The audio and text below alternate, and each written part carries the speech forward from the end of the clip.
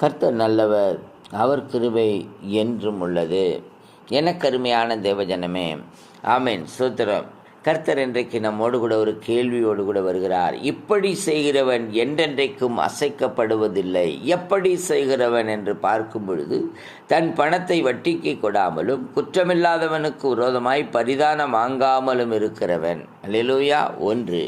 2வது, உத்தமனாய் நடந்து நீதியை நடப்பித்து மனதார சத்தியத்தை பேசுகிறவன். அல்லேலூயா.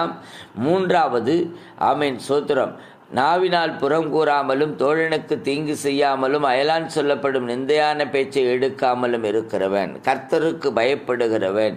ஆமென். ஆணையிட்டதில் நஷ்டம் வந்தாலும் தவறாது இருக்கிறவன்.